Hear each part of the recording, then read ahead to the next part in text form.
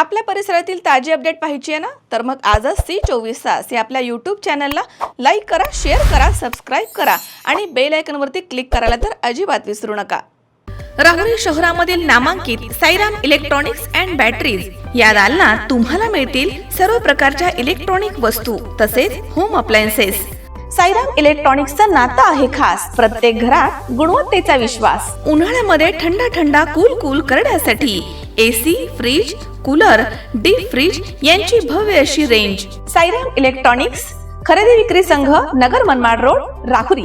तेव्हा आजच साईराम इलेक्ट्रॉनिक्स या दालनाला भेट द्या आणि आनंदाची सुरुवात करा. Sairam hospital test tube baby centre. मी डॉक्टर स्वप्नील माने, स्त्रीरोग, वंध्यत्व व दुर्बीणद्वारे शस्त्रक्रिया तज्ज्ञ. आमच्याकडे दुर्बीणद्वारे शस्त्रक्रियेसाठी लागणारे सर्व अत्याधुनिक उपकरणं अवेलेबल आहेत. त्यामध्ये 3D 4D कॅमेरा, तसेच रुग्णांना 10 ते 20 ml रक्तस्राव होतो. पेशंटला खूप आरामदायी ऑपरेशन होतं. सूक्ष्म आजार बाहेर काढले जातात. 10 पटीने पेशंटच्या अवयवांचं निराकरण करता येतं आणि आजाराचं उच्चाटन केलं जातं. साईराम हॉस्पिटल, लॅप्रोस्कोपिक सेंटर आणि test baby centre, court area, Bhagyashree हॉटेलच्या पाठीमागे, राहुरी. पाठदुखी, कंबरदुखी, खांदादुखी, सांधेदुखी तसंच मणक्याच्या आणि पॅरालिसिस आजारांपासून डॉक्टरकडे जाऊन वैतागले आहात का? तर आहे ना राहुरीमध्ये आयुर्वेदिक खात्रीशीर उपचार. Doctor Melavane hospital and spines care therapy centre, Rahuri bus stand समोर.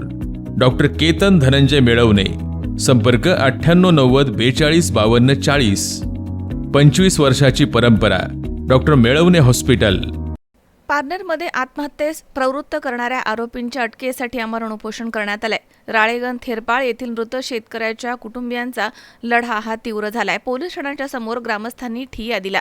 पारनेर तालुक्यातील मौजे माजमपूर येथील रहिवासी कैलासवासी सुदाम विष्णू आढाव यांनी जमिनीच्या वादामधनं टोकाचं पाऊल उचलत आत्महत्या केली होती. या प्रकरणी आत्महत्येस प्रवृत्त करणाऱ्या आरोपींना अद्यापही अटक झाली नाहीये. त्यामुळे संतप्त झालेल्या मयत सुदाम आढाव यांच्या कुटुंबियांनी आजपासून सोमवारी 1 जूनपासून पारनेर पोलीस स्टेशनच्या समोर आमरण उपोषण सुरू केलं आहे.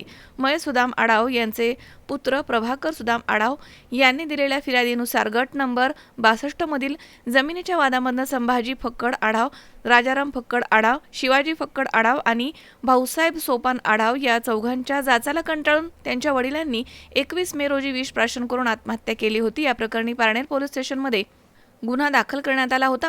मात्र गुन्हा नोंदवून देखील पोलिसांनी अद्याप एकाही आरोपीला अटक केलेली नाहीये. प्रशासनाच्या या संथ कारभारावरती संताप व्यक्त करत पीडित कुटुंबानं 31 मे पर्यंत आरोपींना अटक करण्याचा अल्टिमेटम दिला होता, परंतु कोणतीही कारवाई झाली नाही. त्यामुळे अखेर 1 जूनपासून प्रभाकर आढाव आणि त्यांचे कुटुंबीय पोलीस स्टेशनच्या समोर आमरण उपोषणाला बसले आहेत. या आंदोलनाला माजमपूर येथील 50हून अधिक ग्रामस्थांनी सक्रिय पाठिंबा दिला आहे. महिला मोठ्या संख्येनं उपोषणामध्ये सहभागी झालेल्या आहेत. सर्वजण उपोषणस्थळी उपस्थित आहेत.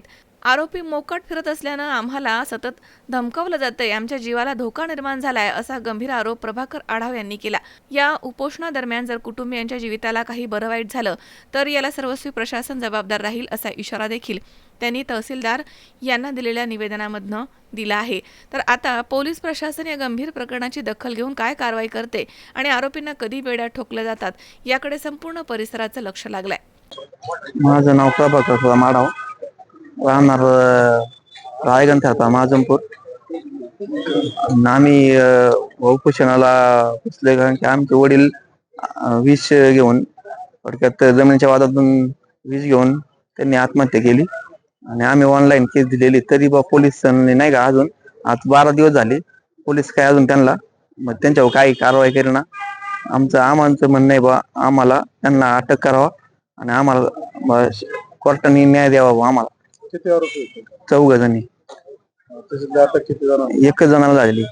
म्हणजे त्याचं काय, म्हणजे तो मेन आरोपी अजून तसेच आहेत. ते सह आरोपी थोडक्यात. आंदोलन जवळ अटक करीत नाही तर आम्ही इथंच बसून राहणार. आढाव माझे पती ह्या जमिनीच्या वादावरूनच त्यांनी पण विष प्राशन केलं आणि माझे सासरे पण त्यांना म्हणजे जमिनीचा वाद चालू होता, त्यांनी पण त्यांच्या धमक्यांना कंटाळून विष घेतलं आणि आम्हाला न्याय मिळावा आणि आम्ही तुटाक राहतो ना, आम्हाला म्हणजे त्यांच्यापासून धोका आहे. माझ्या ठिकाणी इथं का बसतो? आम्ही उपोषण न्याय मिळावा म्हणून बसलो.